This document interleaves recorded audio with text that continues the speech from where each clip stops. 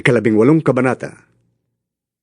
Pagkatapos, umalis si Pablo sa Atenas at nagpunta sa Corinto. Natagpuan niya roon si Aquila, isang Hudyong taga-Ponto. Kararating pa lamang nito mula sa Italia kasama ang kanyang asawang si Priscilla. Umalis sila roon sapagkat pinalayas ni Claudio ang lahat ng Hudyo sa Roma. Nakipagkita sa kanila si Pablo, at dahil sila'y manggagawa ng tolda na tulad niya, siya ay nakitira sa kanila, at siya ay nagtrabahong kasama nila.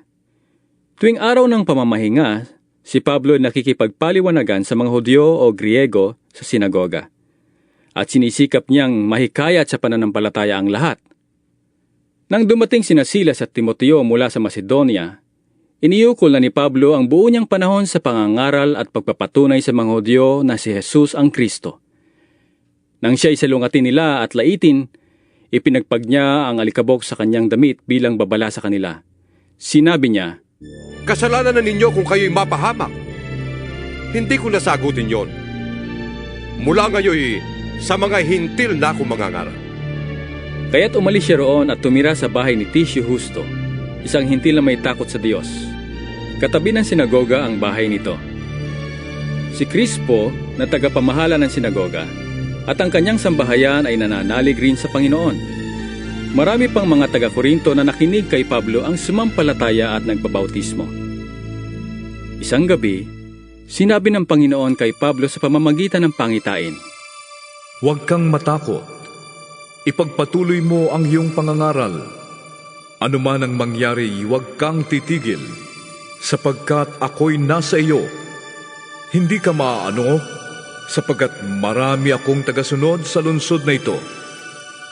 Tumigil nga siya roon at ipinangaral niya ang salita ng Diyos sa loob ng 1 taon at kalahati. Nang si Galion ay naging gobernador ng Akaya, nagsama-sama ang mga Hudyo sa pagdakip kay Pablo at pagdadala sa kanya sa hukuman. Pagdating nila doon ay sinabi nila, "Inikayat ng taong ito ang mga mamamayan na sumamba sa Diyos sa isang paraang labag sa batas." Magsasalita na sana si Pablo nang sabihin ni Galion, Kung ang usaping ito ay tungkol sa isang mabigat na pagkakasala o paglabag sa batas, makatwirang pakinggan ko kayo. Subalit ang sakdal ninyo ay tungkol lamang sa mga salita at mga pangalan at sa kautusan ninyong mga Hudyo. Kaya kayo na ang bahalang lumutas niyan. Ayaw kong makialam sa bagay na yan. at sila'y pinalabas niya sa hukuman. Kaya si Sostenes na tagapamahala ng sinagoga ang sinunggaban nila at binugbog sa labas ng hukuman. Hindi naman iyon pinansin ni Galion. Pagkatapos nito, matagal pang nanatili si Pablo sa Corinto at saka nagpaalam sa mga kapatid. Pagdating sa Cencrea, nagpaahit siya ng ulo sapagkat natupad na niya ang kanyang panata. Sumakay siya sa barkong papuntang Syria, kasama ang mag-asawang Priscilla at Aquila.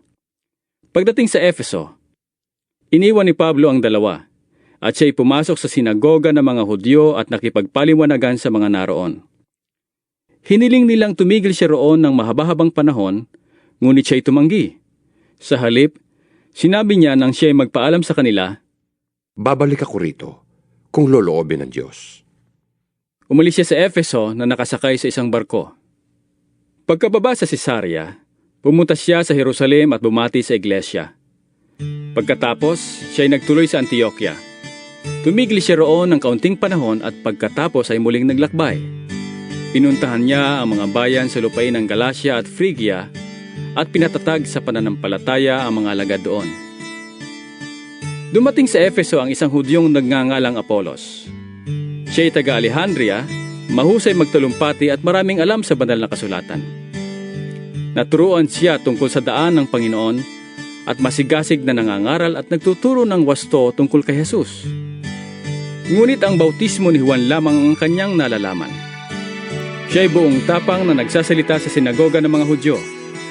Nang marinig na mag-asawang Aquila at Priscilla ang pagpapaliwanag ni Apolos, siya'y isinama nila sa kanilang bahay at dooy pinaliwanagan ng mabuti tungkol sa mga bagay na hindi pa niya nalalaman tungkol sa daan ng Diyos.